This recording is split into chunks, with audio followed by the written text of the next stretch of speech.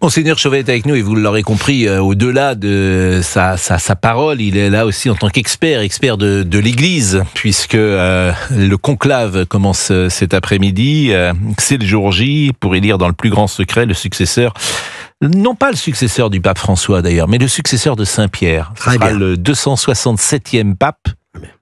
Vous me dites très bien. Oui, je vous donne une bonne note. Parce que il faut se méfier. Certes, il succède à François, mais il succède d'abord à Pierre.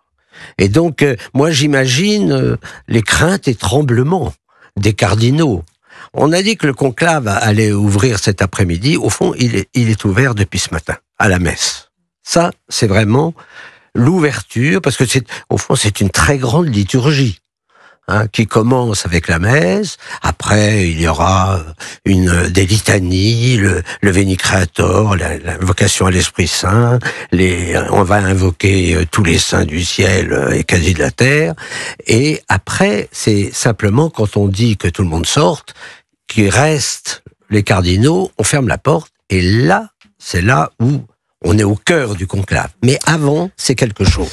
Et vous avez raison de dire qu'il succède d'abord à Pierre.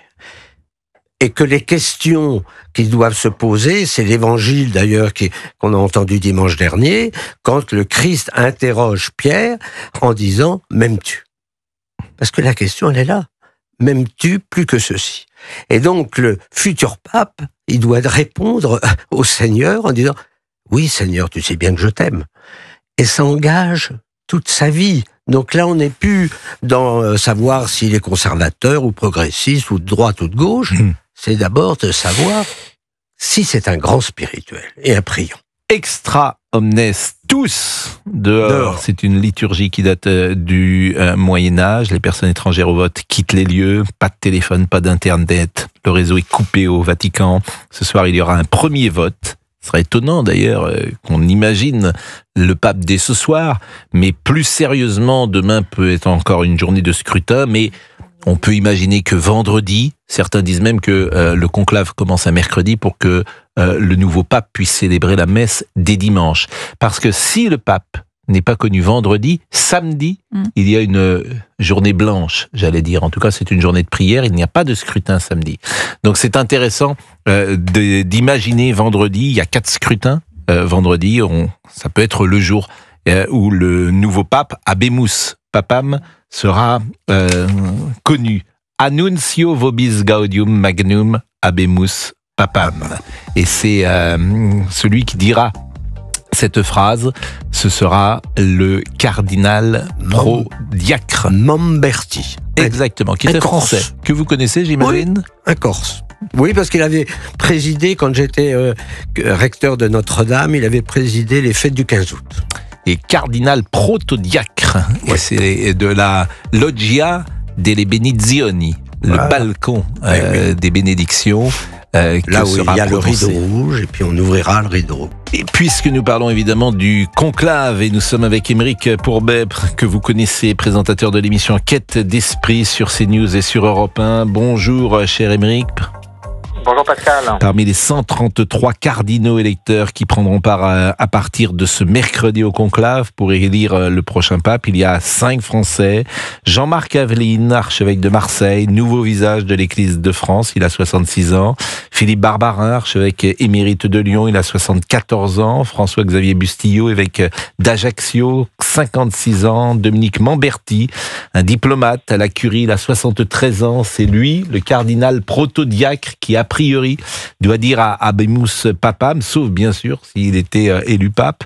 Et puis Christophe Pierre, qui a une longue carrière diplomatique, qui a 79 ans. Est-ce qu'il est raisonnable de parler de chance française pour Jean-Marc Aveline, Aymeric Pourbet?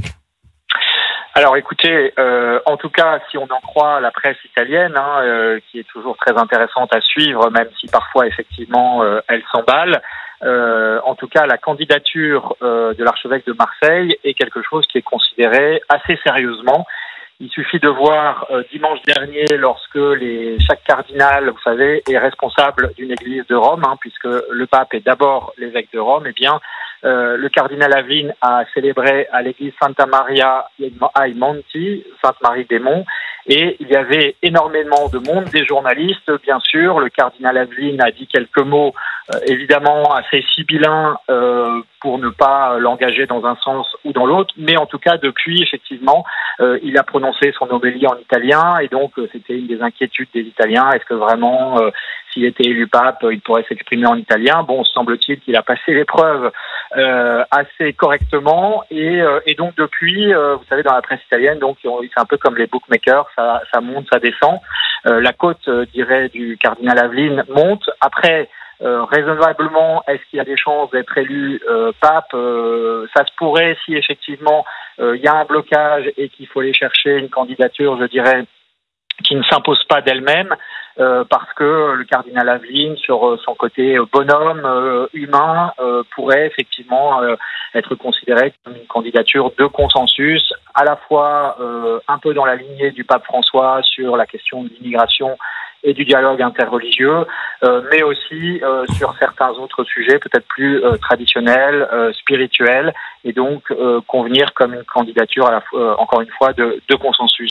Il est 11h18, vous êtes sur Europe 1, nous sommes avec Aymeric Pourbet qui est en direct de Rome où il pleut ce matin. Est-ce que vous avez pu réussir à glaner des informations ou est-ce que tout cela reste à prendre vraiment avec beaucoup de pincettes parce que les cardinaux d'abord ne parlent pas, parce que c'est difficile, j'imagine, de dresser le portrait du futur pape? Est-ce que quand même on peut imaginer que ce conclave soit court ou long? Quelles sont, pour dire les choses simplement, les intuitions que vous pouvez avoir de ces journées passées à Rome, cher Aymeric Pourbet?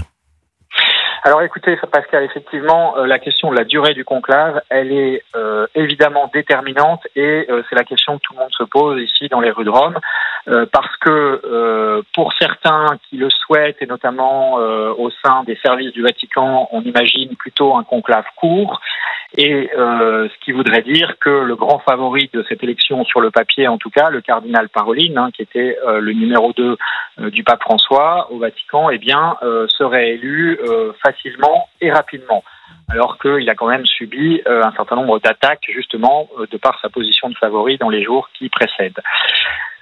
Si, en revanche, effectivement, les cardinaux n'arrivent pas à se mettre d'accord sur le nom du cardinal Parolin, dans ce cas-là, le conclave pourrait durer plusieurs jours. On aurait donc plutôt un pape vendredi ou pourquoi pas samedi. Il serait invraisemblable, enfin, toujours possible, mais samedi, on me dit que c'est impossible, Aymeric. Je pensais que s'il n'y avait pas de pape élu vendredi, samedi était une journée de prière et qu'il n'y avait pas de scrutin. Alors, tout dépend de si on considère que le conclave, effectivement, qui démarre mercredi soir, mais avec un seul tour, un seul vote, eh bien, dans ces cas-là, effectivement, si au bout de 3 jours, les cardinaux n'ont pas réussi à se mettre d'accord, il y a une journée de repos, ou de méditation ou de réflexion pour ensuite. Mais simplement, vous avez derrière le dimanche. Donc, est-ce que les cardinaux voudront prolonger jusqu'au samedi si jamais, effectivement, ce qui semblerait quand même étonnant, ils n'ont pas réussi à se mettre d'accord, et auquel cas le conclave se prolongerait le lundi, mais cela semble cela serait très surprenant. Parce qu'ils n'ont pas envie aussi de se donner l'image au monde d'une église qui serait divisée au point de retarder le choix du successeur du pape François. Bah écoutez, je vous remercie grandement, Aymeric Pourbet, et il pleut aujourd'hui à Rome. Vous allez rester évidemment jusqu'à la fin du conclave et on pourra échanger avec vous demain matin également pour ce premier scrutin. Le scrutin cet après-midi, le scrutin est programmé à quelle heure, Aymeric ? Alors, les cardinaux rentrent donc dans la chapelle Sixtine à 16h30. Il y a tout un cérémonial, une méditation aussi qui leur sera proposée avant que le vote effectif ait lieu. Et donc, on pourrait avoir une première fumée aux alentours de 19h, fumée qui sera probablement noire, même si ce vote-là sera évidemment déterminant pour savoir qui seront les 3-4 grands favoris de l'élection qui ensuite entraîneront la dynamique du vote dans les jours qui suivent. Merci beaucoup Aymeric Pourbet, à 11h21 sur Europe 1. 11h-13h sur Europe 1. Pascal Praud. On va être avec Frédéric Michel dans une seconde, mais vous voyez ce qui est absolument sidérant, fascinant dans ce monde d'écran, dans ce monde dans lequel nous sommes plongés. Il n'y a pas de candidat, il n'y a pas de favori, puisque chacun sait que lorsqu'on entre pape, on peut sortir cardinal du conclave. Il n'y a pas de sondage, il n'y a pas de tendance, il n'y a pas d'écurie. Bon, il y a quelque chose comme cela d'incertain et qui, dans les temps que nous vivons, sont uniques. Ah, c'est sûr que c'est un modèle d'un lieu, oui, un peu surnaturel. C'est-à-dire qu'on est en dépendance de rien. Oh, même s'il y a quand même quelques influenceurs, quand même dans Rome, j'imagine, qui doivent. Oui, mais par exemple, Jean-Paul II, c'était une surprise totale. Ah, totale. Mais même, vous savez, le cardinal Bergoglio, c'était une surprise également. On l'attendait pas. Alors, est-ce que ça sera, d'après Émeric, est-ce que ça sera le cardinal Parolin? Alors là, effectivement, ce ne serait pas une surprise. Non. Bon, l'avantage du cardinal Parolin, c'est qu'il n'est pas tout jeune. Et curieusement, c'est un avantage. Oui. Parce que les cardinaux se disent, si on élit un jeune pape, on en prend pour 30 ans. Voilà. Pour dire les choses. Oui. Et si on élit un pape un peu plus âgé, il a quel âge 70. Bon, 70 ans. Bon, a priori, en fait, c'est l'âge qu'avait. Il peut faire 15 ans. Voilà, il peut, comme vous dites. Oui. Mais ça joue. Oui, ça joue. Mais il y a aussi la sagesse. À 70 ans, on a une sagesse, on a une expérience, on a. Vous posez un problème d'ailleurs, mais moi j'ai pas de solution. Il y a que le pape qui aura une solution. C'est de se dire, comme on vit de plus en plus vieux, peut-être faudra-t-il un jour que l'Église dise, eh bien, comme les évêques arrêtent à 75, comme les cardinaux arrêtent à 80, le pape pourra démissionner à 85 ans. Non, mais il démissionne quand il veut, puisque le cardinal Ratzinger, Benoît XVI, s'il ne veut pas démissionner et qu'il a 103 ans... Non, mais Monseigneur Chauvet, vous êtes sérieux? Vous voulez remettre... Non, mais pas vous, non, pas vous, pas non, ça. Je remets pas en cause. Je dis simplement... à la retraite. Monseigneur Chauvet, s'il vous plaît. Écoutez, pas vous. Benoît XVI. Si, c'est moi qui suis obligé de défendre mais vous avez l'institution. Non, je dis pas. Et que vous voulez mettre comme quelqu'un de la CGT, les gens à la retraite plus tôt. Non, s'il vous plaît. Pas plus tôt. Remarquez, nous, on a de l'avance. Hein. Nous, c'est 75, 80, 85. Mais je suis... Écoutez, sur ces sujets-là, pas sur tous, je suis un conservateur XXL. Ah ben oui, là... Je pense qu'en fait, ça participe à la liturgie, ça participe à ce qu'est l'Église de Rome, ne pas toucher ça. Parce que, l'agonie de Jean-Paul II, elle était en résonance avec la passion du Christ. Oui, mais j'étais le premier, et je vous ai même dit, je crois, qu'un jour où j'étais avec le cardinal Cottier, qui était son théologien, où je disais, c'est terrible quand même de voir notre pape, qu'on aime bien, naturellement, et dans un tel état. Et il m'avait dit, c'est que le successeur n'est pas prêt. Et j'ai trouvé ça grandiose. Bon, on va marquer une pause dans une seconde. On salue quand même Frédéric Michel qui est là. Frédéric, que j'envie, je le dis à chaque fois, parce qu'il est au Vatican et il va y rester encore quelques jours. Bonjour Frédéric Michel. Bonjour Pascal, bonjour à tous. Vous allez pouvoir nous faire j'ai envie de dire, un état des lieux. La place Saint-Pierre était vide, évidemment, ce matin. Et puis vous pourrez nous dire ce qui va se passer ces prochaines heures, ce que vous imaginez plus exactement, les questions que je posais à l'instant à notre ami Émeric Pourombet. Et puis la presse ce matin, la presse italienne, que dit-elle, Frédéric Michel, la presse italienne ce matin? Elle continue ses sondages avec, on l'a dit, des cardinaux en hausse, d'autres à la baisse. C'est vrai qu'on parle du français Aveline, c'est important. Ça fait 650 ans qu'il n'y a pas eu de pape français. Il est présent dans la presse, d'autres cardinaux comme le cardinal que vous aimez bien, Pizzaballa. Mais là, actuellement, je vais vous faire une photo d'abord de la place Saint-Pierre, très nuageux. La basilique est sous les nuages. Il y a quelques gouttes qui tombent.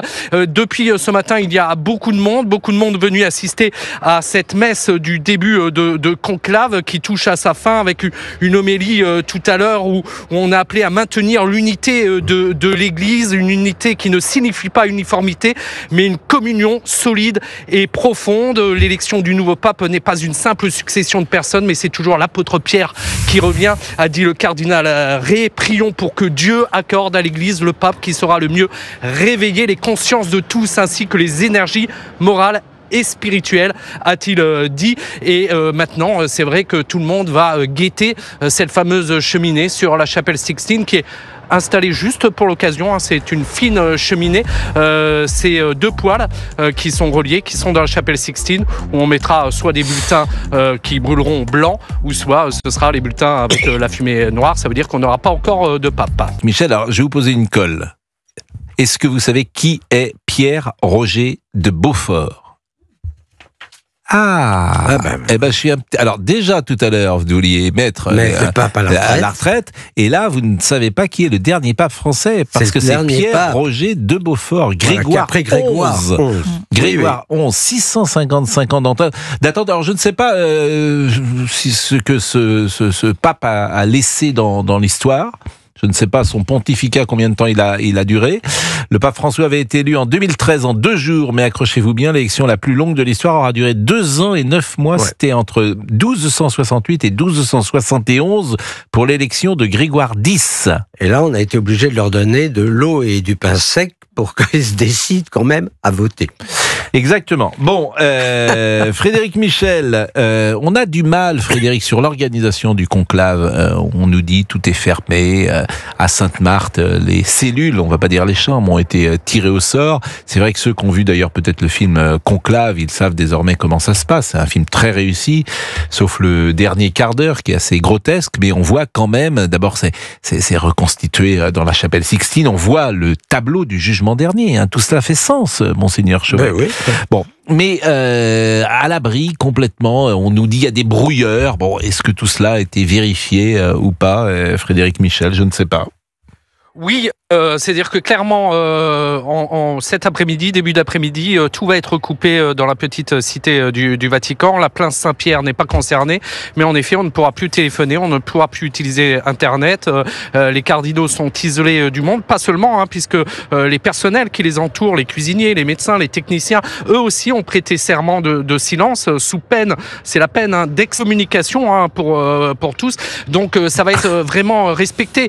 Et c'est ce qu'on me disait aussi, c'est que concrètement à Sainte-Marthe, on va opacifier les fenêtres. Il n'y a vraiment aucun contact extérieur, pas de télé, pas de journaux. Les cardinaux vont être coupés du monde pendant le temps qu'il faudra. Ils par contre partageront les repas ensemble, et au cours de ces repas, on en parlait ce matin sur l'antenne d'Europe 1, il y a des choses très importantes qui se discutent, et notamment lors des repas du conclave, le pape François racontait qu'à un moment une rumeur avait circulé sur son état de santé en parlant de son histoire de poumon. Vous savez qu'il avait il avait eu une opération du poumon, on lui avait enlevé un bout, et pendant le conclave, il y a eu cette rumeur de personnes qui voulaient peut-être saboter sa candidature, cette rumeur de pape malade, et il avait démenti au cours d'un dîner en disant non, je vais parfaitement bien, c'était quand j'avais 20 ans. Donc il se passe des choses, et oui, tout à l'heure, à partir de 14h, 15h, il y aura cette coupure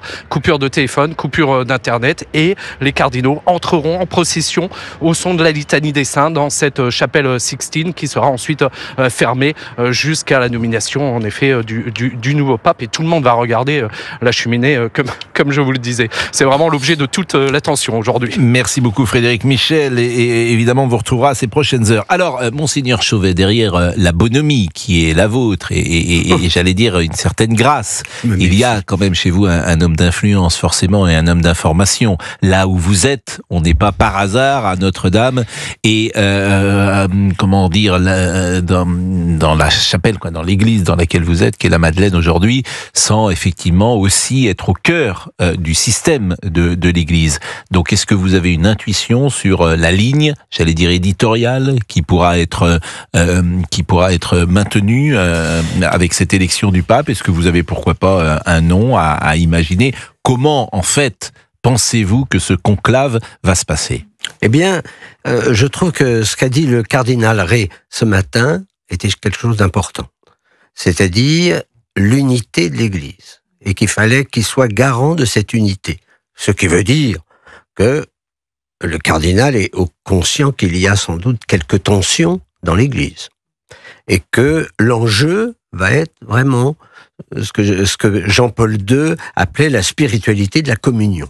Donc il va falloir que le pape élu soit d'abord un homme de communion.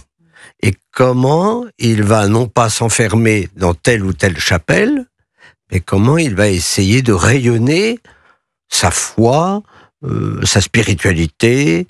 Alors naturellement, il aura telle tendance, telle aspiration. Ça, je pense que c'est une grâce aussi, parce que c'est aussi la tradition vivante de l'Église.